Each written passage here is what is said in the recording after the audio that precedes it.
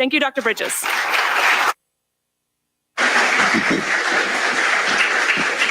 Well, thanks, Alex, and thanks to so many of you for coming today. It's wonderful to see so many, I won't say old friends, longtime friends here.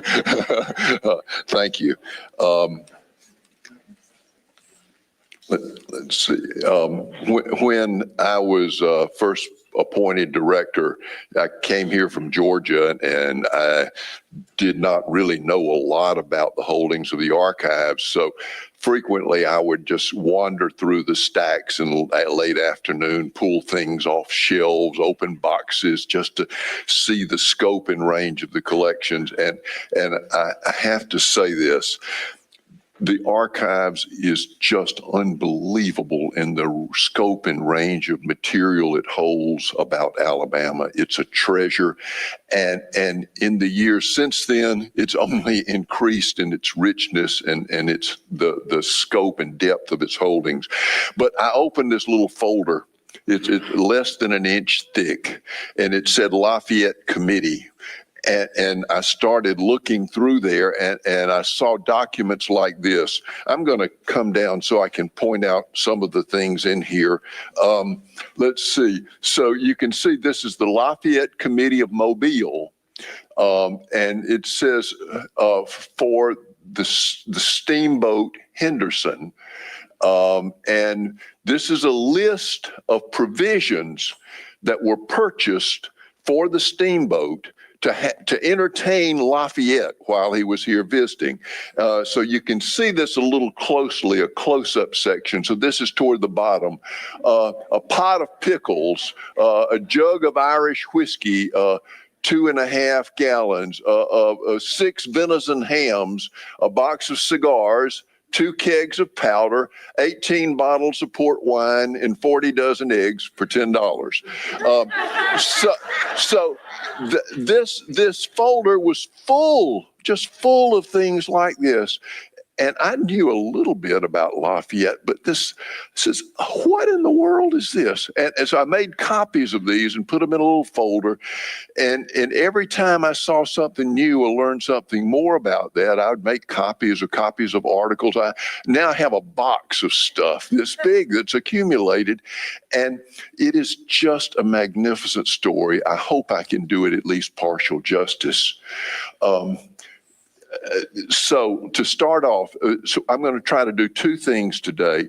One is to talk about why Lafayette's visit was so meaningful. And the second is just to give you a quick overview, as Alex was talking about his passage through Alabama. The first thing, and let me start in kind of in the middle. This is what the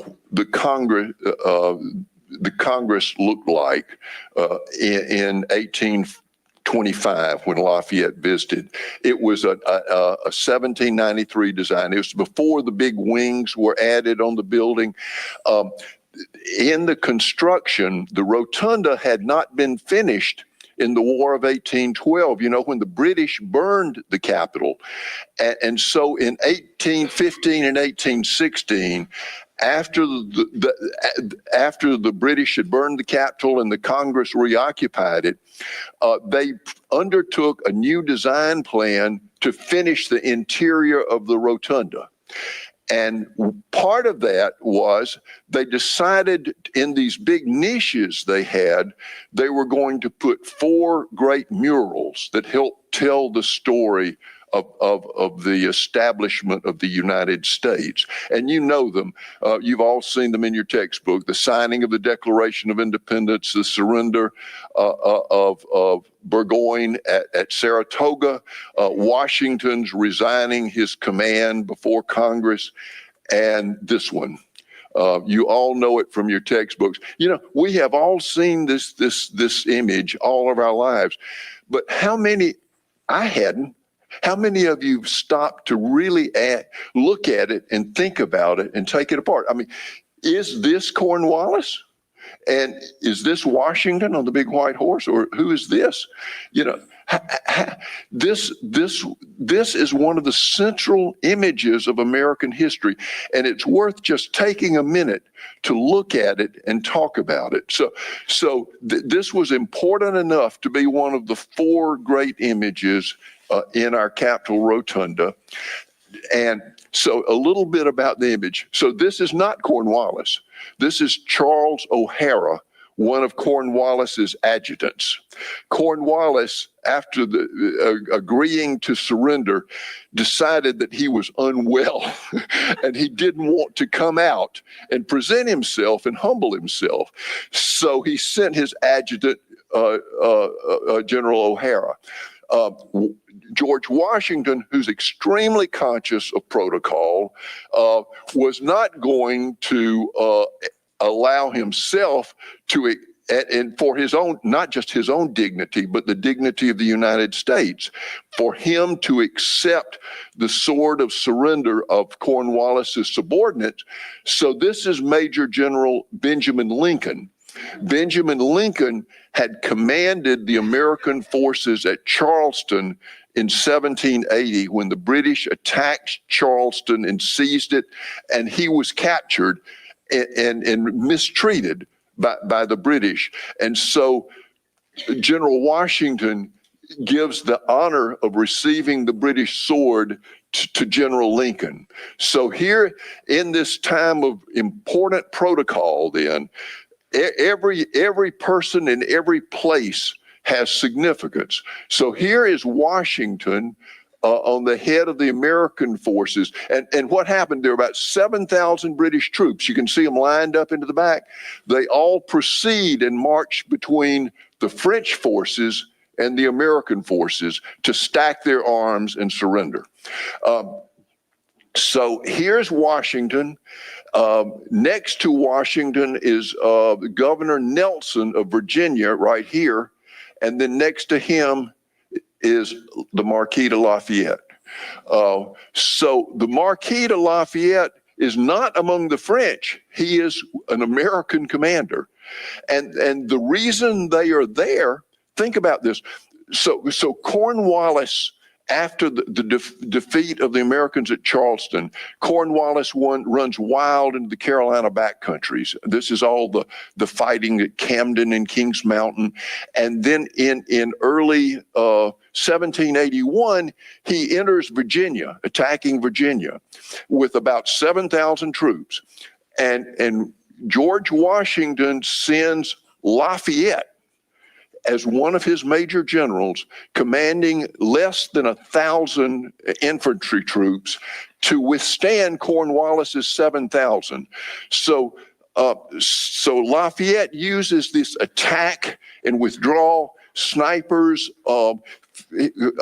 attack the back lines, all of these kind of guerrilla tactics, the hit and run tactics, never a forced battle against the superior forces to wear down Cornwallis's troops, so that finally Cornwallis has to retreat back to the coast to be resupplied, refortified, expecting to get help from the British Navy.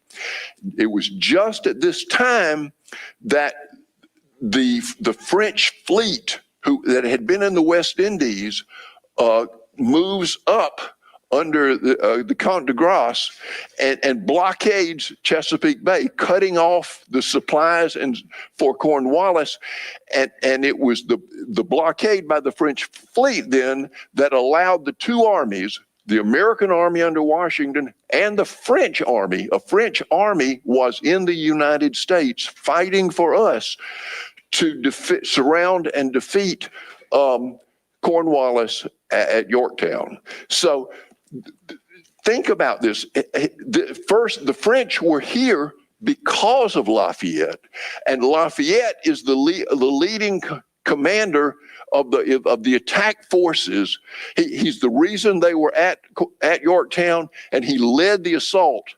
It was his unit supported by two brigades, one led by Alexander Hamilton right here. You can see the little red flourish for the guys. This is Henry Knox, who commanded the artillery. So these are the guys who were the active fighters in the battle. So this painting, this great iconic painting of American history, helps tell the story as perceived by the people of the United States in 1816 when it was commissioned for Trumbull about the American Revolution and this turning point made possible, the saving of America, made possible by the intervention of Lafayette. Here's just a close-up of Washington, Lafayette here, and then again, here's Hamilton. So with that as the background, let me start and go back and fill in a little bit more about Lafayette's life, because it's just an amazing story. It's a story of kind of nobility of spirit, of service, of self-sacrifice, of idealism that is almost beyond belief. Lafayette was born in this chateau in Chavignac in central France in 1757. His ancestors, Lafayette ancestors, go back to serving beside the king in the Crusades. One of his great-great-grandfathers was with Joan of Arc in defending France. When he was 2 years old, his father was killed in what we call the French and Indian War, the 7 Years' War in Europe, between England and France, by British cannoneers at the Battle of Minden.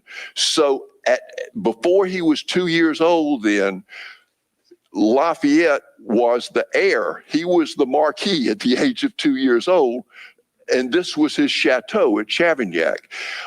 His mother, who was from a distinguished Parisian, great French aristocratic family, didn't want to stay down in the country, and she went back to Paris. So Lafayette was raised here by his grandmother and two aunts, all deeply steeped in this family tradition of service and heroism and military service.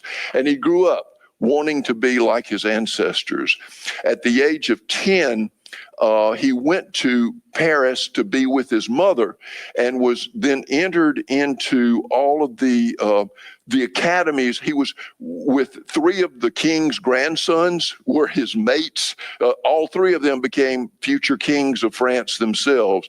This is the level of aristocracy that he was a part of. His mother died when he was 12, so he inherits this huge amount of money from her family. And at the age of 12, he's not only a marquis, but he's one of the richest boys in France. When he was 14, one of the king's closest aides and advisors, the Duc de Noyen, picked Lafayette to marry his daughter, Adrienne. And so they were pledged in marriage at 14, and she was 12. Adrienne's mother persuaded the father to wait until Adrienne was 14 for them to actually get married, and they tried to keep them apart even then, but by the age of 15, Adrienne had their first child. Lafayette, then, when he was in Paris, though, so this is in the 1770s. This is the time of the philosophes, all of these rich thinkers. The Freemasons were talking about the brotherhood of man and systems of justice and republican values. And the Americans were just beginning to resist England. And so as the Declaration of Independence was signed, Lafayette, when he was still just 18 years old, was carried away with what was going on in America. Not only were they standing up for the rights of man that he was, as a young man, he was totally enthused about, but they were fighting the English, the people who his family had fought for generations, who had killed his father. So he was carried away with what was going on. originally France had just lost to England in the French and Indian War when it ended in 1763. So the king was hesitant about getting involved with the King of France was hesitant about getting involved with what was going on in America because he didn't want a new war with England. He was afraid that this might really involve France in another war that could ill afford. So he tried to maintain publicly a posture of strict French neutrality and to forbid French soldiers from going to fight in America for the Americans. Secretly, he wanted to do things to help the Americans, but publicly he had to maintain this ban on overt French support for the Americans. But Lafayette couldn't stand it. He was rich enough, he bought his own ship. He supplied it himself and secretly sailed out of southern France across the Atlantic, landing at Charleston. He chose Charleston because the British blockades around the northern ports were much more effective, and his chances of safe passage were better in going to Charleston.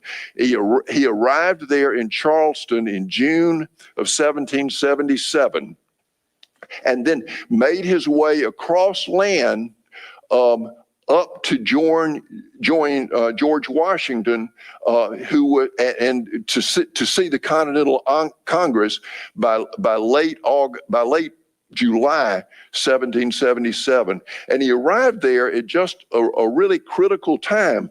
Let me check this next slide. I want to make sure I've got these in sequence. So he arrived there at a critical time. Just that first week of August 1777, a huge British army led by General Howe left New York to come down and attack Philadelphia. Philadelphia was our capital, and so Washington, with less than 11,000 troops, ill-clad, poorly armed, not well trained, was up against more than 20,000 British professional soldiers coming in to attack Philadelphia. When Lafayette arrived, the Continental Congress and Washington had been besieged by all these foreign adventurers who wanted to come and be leaders in the American army. And they were really tired of all these arrogant foreigners who were coming in trying to tell the Americans how to fight their war. But Benjamin Franklin had written, who was in France, had written to George Washington, said, this young man is really special. Pay attention to him. First, I believe that his commitment to America is true. His zeal is true. And he is really important back here in France.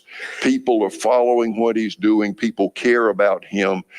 He could be a real friend for us if things work out. So Washington met him. And again, Washington, had no children, and Lafayette had lost his father at the age of 2, and there was this kind of magnetic bond that developed almost immediately. All these other foreign officers that were there were arrogant, telling the Americans what to do. Lafayette said, "I'm here to learn, and I'm here to serve." So the Continental Congress made him a major general without any command. And Washington took him in and said, "You can be a member of our staff. You can lodge with the officer staff corps, have meals with us, be part of the War Council." And that very first week, they had to deal with Howe's attack against Philadelphia.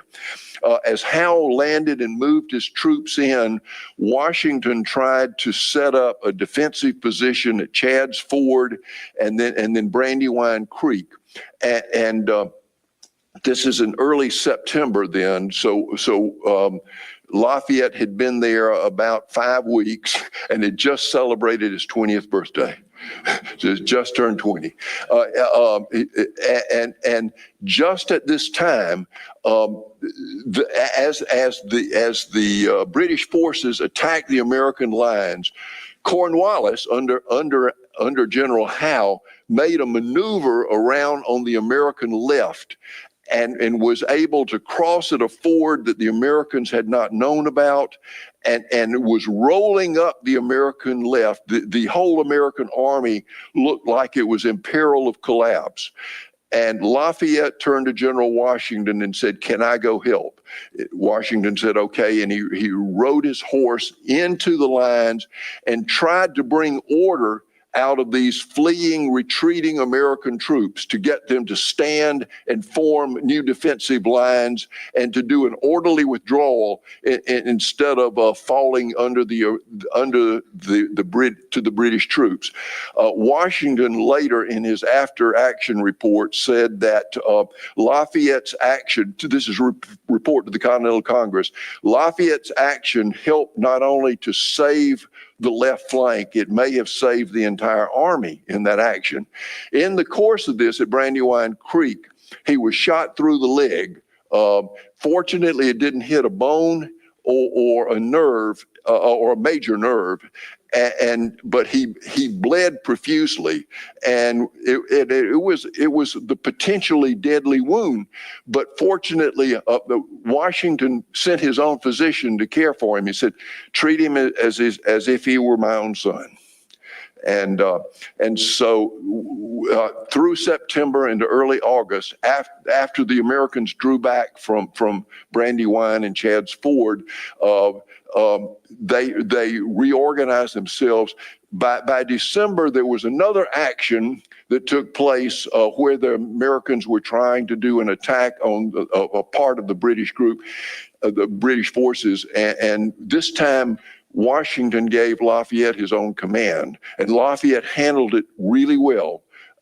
And so by the winter of 1777, 1778, Washington gave Lafayette an infantry division. It was the Virginia Light Infantry Division, and Lafayette became its major general. But this was the winter of Valley Forge. This was Washington, and during that really, really difficult winter, Lafayette, out of his own pocket, got money, used his own money to buy food and weapons and clothing for his men. He trained his men. He would have conversations with them. He would say, "Tell me about your earlier battles. Tell me what you learned. Tell me how the enemy was positioned. How did y'all deal with it?"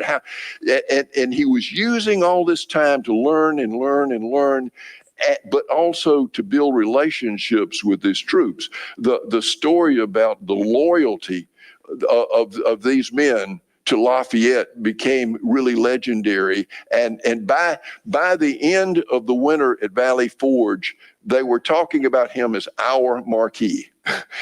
And this is being followed all over America, but also in France. By this time, he is the greatest celebrity in France. People are following every report that comes in about his actions, his wounds. Will he recover? Did he die? And this is capturing the French imagination. And by this, Lafayette sees what's going on about the French popularity beginning to develop, and he writes back to his friends, but also to the Prime Minister Maurepas, to the Minister of War, Vergennes, talking about how Americans have to have French help in order to beat the English. But the best thing for France to do is to support the Americans to beat the English, because this is the great way to humiliate our enemy at a relatively low cost. We pay we pay them to do the fighting. But at this critical time, when America treasures depleted and we have no supplies and materials, the French agree to openly support the Americans and start sending arms and munitions, to start guaranteeing American loans, to start making American loans to America themselves. And this is really one of the great turning points in the American Revolution because of Lafayette.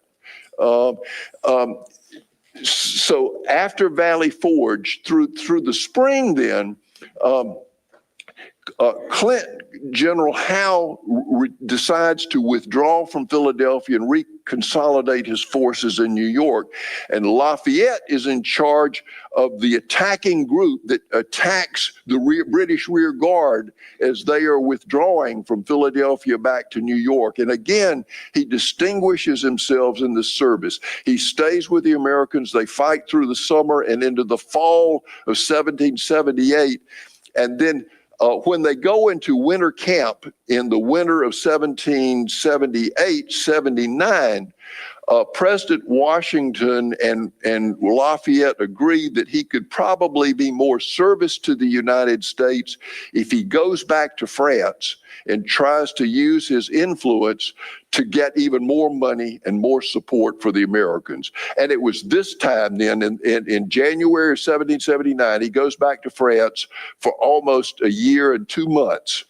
And he's able to build, he's a celebrity hero when he returns. If he goes to an opera, they will stop the opera in the middle of it, and they'll point up to Lafayette and his wife up in the gallery and say, here's this great son of France who's come back to be with us. You know, you just can't. Marie Antoinette at all these parties defers to Lafayette and honors him.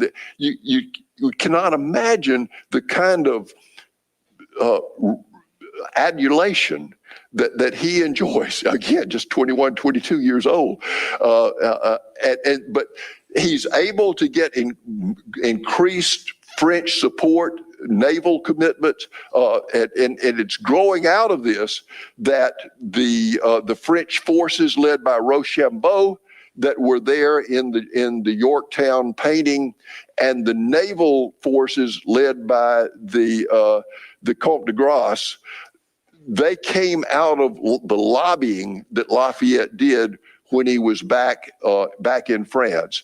And then in 1780, he returns to the United States, reassumes his command under Washington, is with Washington personally when they were almost captured, when Benedict Arnold betrays West Point and was going to surrender it to the British, and they were going to capture Washington and Lafayette together. But, you know, they found Major General Andre with the secret documents, and they knew that Benedict Arnold was a betrayer, and Arnold fled just before. So again, this father-son type relation with Washington deepened even further and matured. They were together all the time. And then Washington sends him to Virginia in the strategy to try to block Cornwallis and to prevent him, to limit the damage he does. And that that's the story that really wraps up this incredible part of Lafayette and the American Revolution. This is a portrait that was done of him in 1779-80. Again, he's just 22 years old then. He was all prematurely balding by Charles Wilson Peale. And this is a portrait of him when he came back to America at the age of 66 in 1815, August of 1815. He was 66 years old. He turned 67 shortly after he landed in America. And so the next part of this is going to be a little bit of an overview then of his time in America on his return voyage. Again, I've said in other places that this is probably the most emotional, the most sustained, the most emotional, the most intense celebration in American history was Lafayette's return. He was here for 13 months. He landed in New York in August of 1825, landed in August of 1825 to a tumultuous reception. And you could see some of the images here that parents would bring their children for hundreds of miles to see this man who was like a son to Washington. So America then was almost, 40 years old, a little over 40 years old as a United States, or maybe depending on when you date it from, or 50 years old. So he was Lafayette. Here's one other background story. The president who did the invitation was James Monroe. James Monroe had been a captain in the command under Washington at Brandywine, and had spent the night attending Lafayette the night he was wounded in the leg. So in 1824, this Captain James Monroe was president, and he persuaded Congress that it would be a wonderful idea to invite Lafayette to come back to the United States to receive the thanks of this grateful nation that he had helped to make possible. And it was a way for us to thank him. And he also, part of this is he wanted to reinstill the virtues of the American Revolution that they saw as pivotal for forming the new American character. That's why these paintings in the rotunda of the Capitol, it was to establish these American virtues and make them principles for all Americans to unite around. And this was partly in what was in Monroe's mind in doing this invitation. So, and one other thing about this, when Lafayette went back to France after the end of the Revolution, after Yorktown, he only stayed around about a month after Yorktown, and he went back to France again. When the American Revolution, when the Treaty of Paris was finally agreed on, Lafayette didn't need to come back and fight. So he stayed in France. But then when the French Revolution hit, Lafayette and Thomas Jefferson, who was then the American ambassador to France, became intimate friends. In France through the 1780s, Lafayette worked to strengthen French-American relationships, to improve trade, to increase harmony. When Jefferson arrived, they immediately bonded and became great friends, and they worked together to support France and American cooperation and mutual support. Then when the French Revolution started breaking out in 1787, 1788, Lafayette became one of the original leaders. His vision was to create in France a kind of a republican democracy such as they had in America. And he said, we want to be like this. We want to have a country in which all citizens have rights. And so Lafayette became the military leader in the early years of the French Revolution. But then when the French Revolution flew out into the reign of terror and the guillotine and the Jacobins took control, Lafayette said, this is wrong, this is violent. And Lafayette became the enemy of the radicals of the French Revolution to a point that his own life was in jeopardy. He had to flee. But when he fled out in the Prussian troops captured him. And the Prussians, the Austrians, and the British were all united as monarchies against Republican France. And so Lafayette was captured, put into an Austrian jail where he stayed for 5 years under really pretty horrible conditions. And all this time, Americans were reading about Lafayette the way the French had read about him when he was in the American Revolution. They were following the story of our Marquis, who is in the Revolution, then he's in trouble, he's escaped, he's in jail.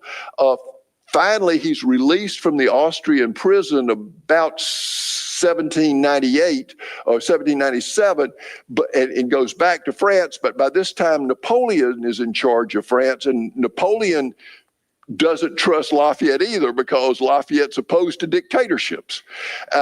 And Lafayette's entire life then, from the 1790s through the early 1800s, is one in which the monarchs hate him and the radicals hate him. And it's a really tough life.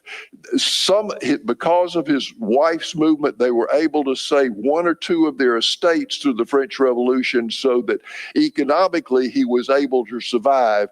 But he was distrusted by the monarchs. He was distrusted by almost everyone.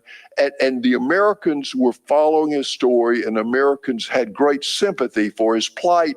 And throughout this entire time, he never waned in his enthusiasm and his zeal for America. And so for him to be invited back was also a kind of a double thank you, a way of trying to help heal and make good the suffering that he had gone through in the previous 25 years. So these celebrations were just intense and wonderful. I read after he landed, it had all these celebrations in New York, where they would publish accounts of these celebrations in the newspapers, and each town would try to outdo the previous ones in their celebrations. I read one account that there were something like 160 different events that Lafayette went through just in a New England trip in a little bit over a month. He left New York, went up to Boston, visited with John Adams, went through, toured Boston, a lot of the sites where he had been present in actions there. And every stop along the way was a celebration with parades, balls, banquets, speeches, welcoming addresses, one after another, after another, after another. And Lafayette was amazing in his enthusiasm, his ability to get up for the occasion, to accept the gratitude, and to talk about his love for America and his admiration of what the Americans had achieved. He goes up to Boston, and then he comes back to Philadelphia. Souvenir hawkers. This is like the Super Bowl outside, or like a political convention. There are tons of souvenirs that are in museums across America today, like this scarf. This was a celebration at Philadelphia. Let's see, it's the 23rd, is that the 28th of 1824. Again, Independence Hall. The Pennsylvanians can't do enough. He comes down and goes to visit Thomas Jefferson at Monticello. Jefferson shows him around the new university that he's building there at Charlottesville, and the two old men part after about 10 days, knowing they'll never see each other again. And they had been so close all those years during the French Revolution when Jefferson was there.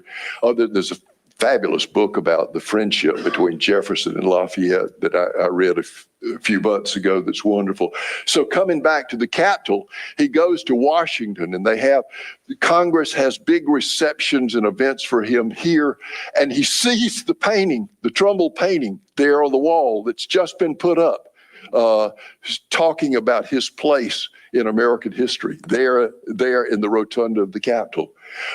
He goes to visit Washington's tomb, and he goes and spends time there, meditating, remembering, reflecting, and they show him the key to one of the keys to the Bastille that he had sent to President Washington in the French Revolution as a souvenir key.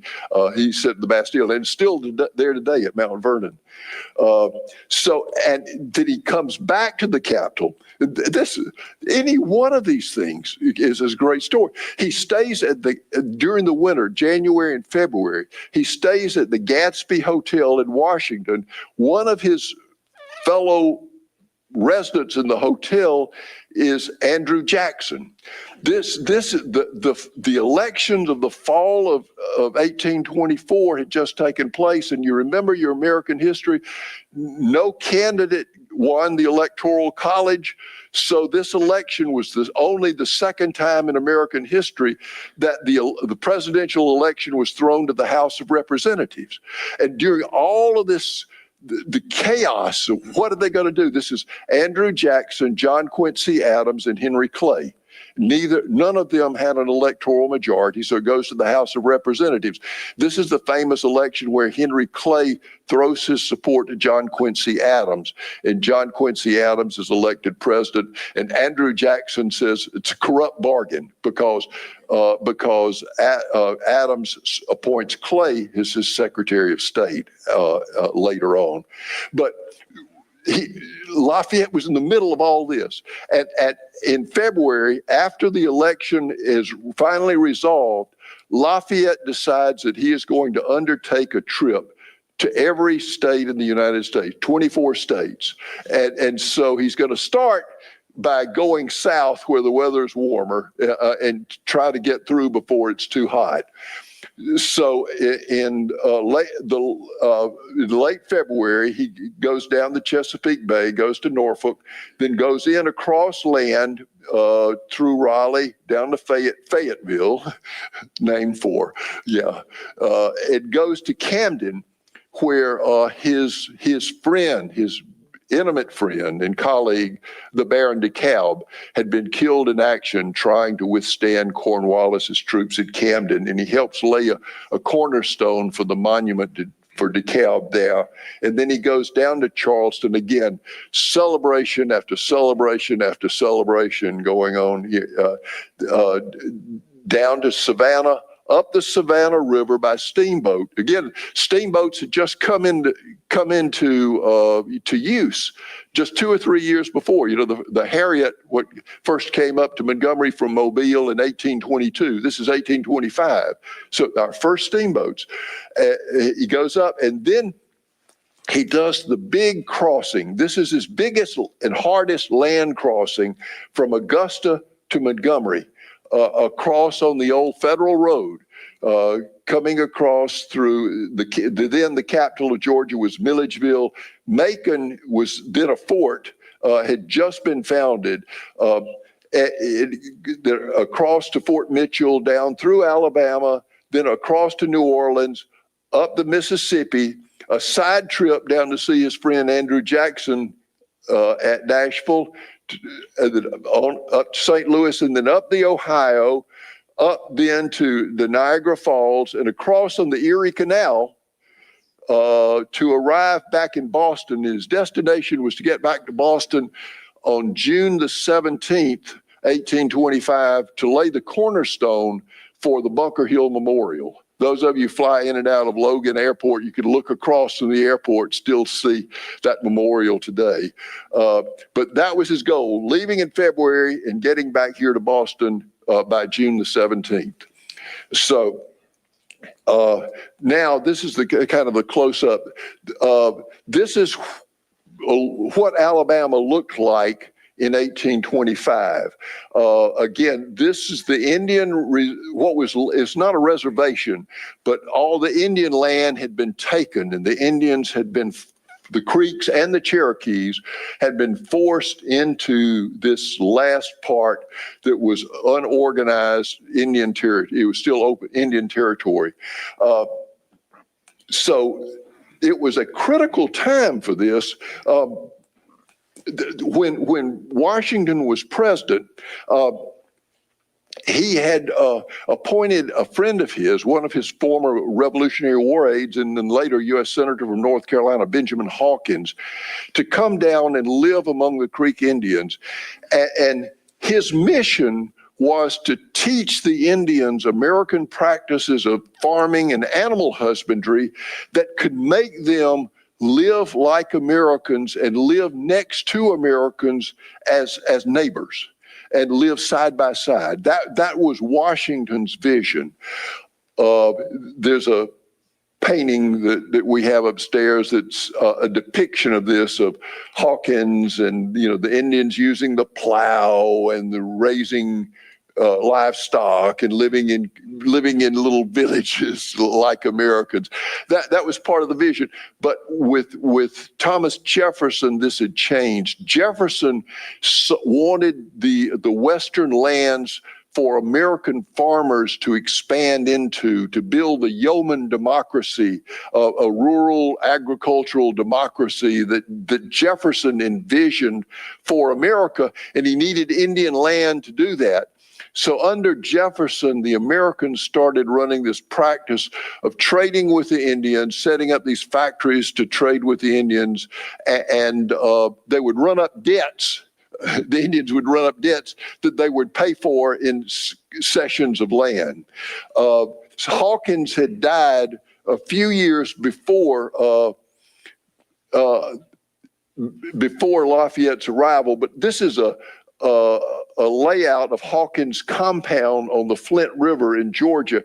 You can see right here, this is the federal road coming into where Hawkins' compound was. There's a gate there, and the road, there's a ferry across the river right here, the ferry, and then the passage on to Pensacola and New Orleans as the federal road crossed the French and move on. This is the route that Lafayette then took, coming across from Augusta, Milledgeville, Macon, crossing over to here at Fort Mitchell. One other thing about this, again, there's just so many side stories with this. Just before this, in January of 1825, this man, William McIntosh, or Tuskegee Hootkie, had just signed a treaty with Georgia, ceding most of the Georgia land to the Americans and abandoning the Indians' territory. This was done without the approval of the Creek National Council, and Tuskegee Hootkie got a lot of kickbacks, got money himself for signing this treaty.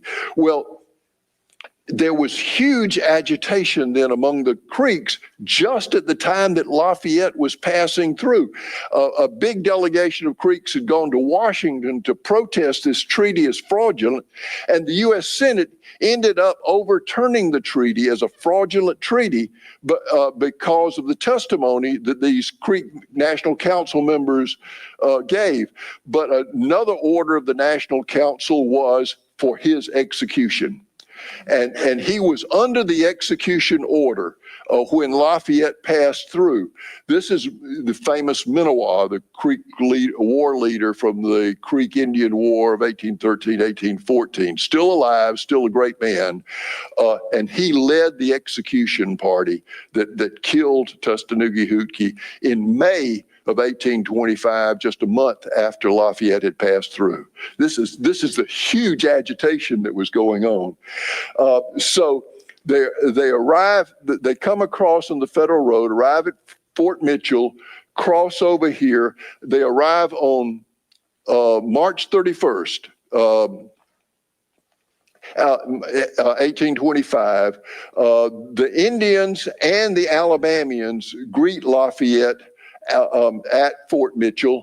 There are big ceremonies. There's a division on who's responsible. This is Indian land, but also it's the state of Alabama.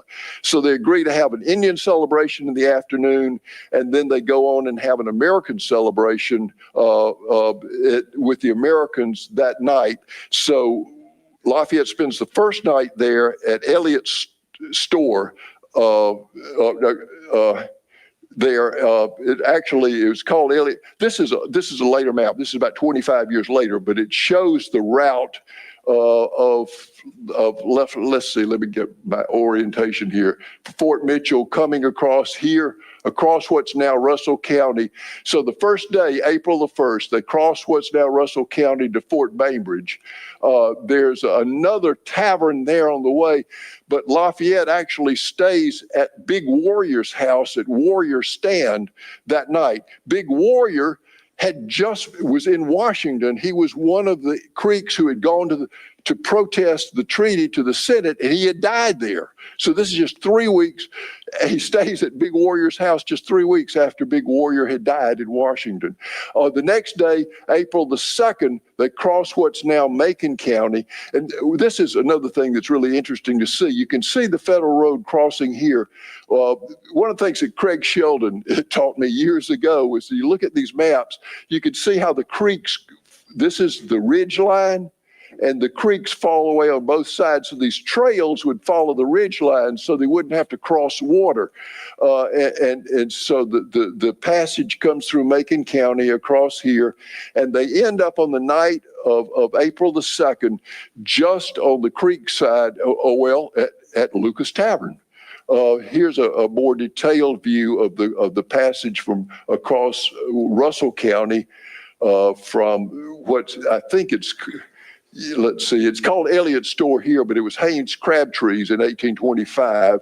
And the Kendall Lewis had a tavern here at Fort Bainbridge where they spent that night. And April the 2nd, they crossed Macon County, and the trail again crosses here, comes on over to here just at what's Lion Creek, the line between us and Montgomery County and Macon County today.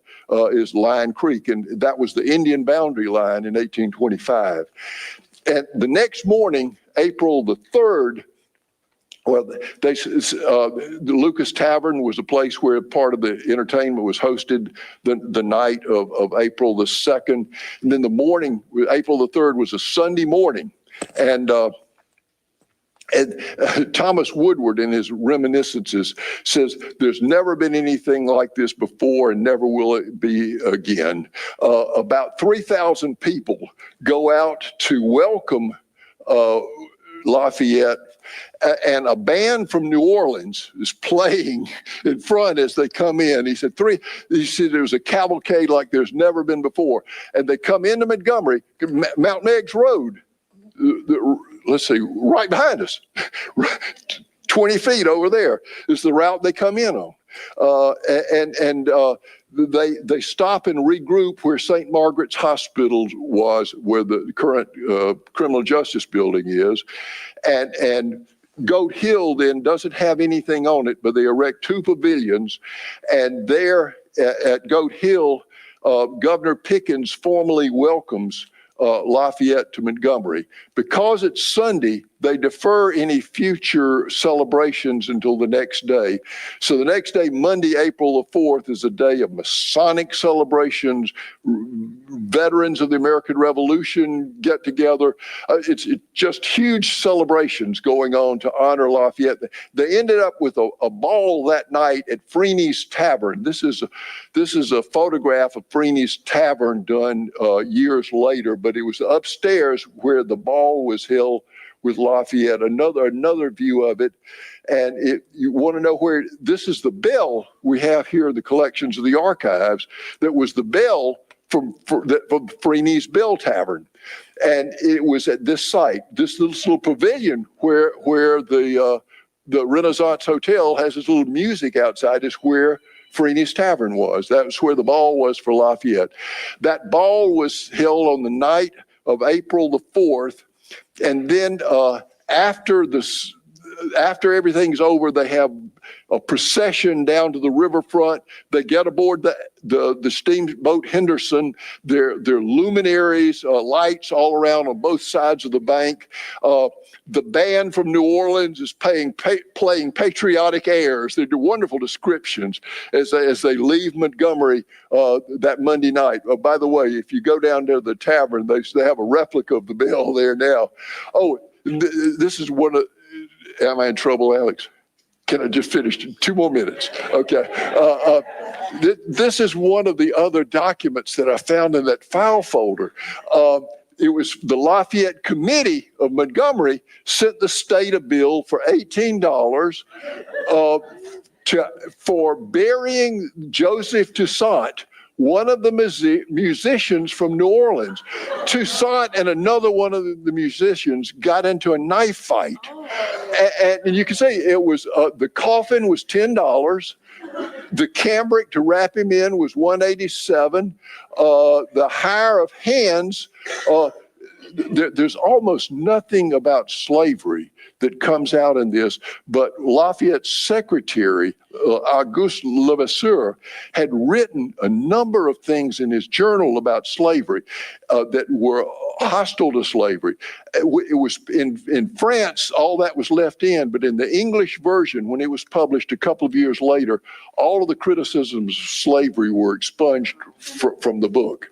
But the cost for burying and then for washing the bedclothes, $3.62 for a total $18 to Marble Store business and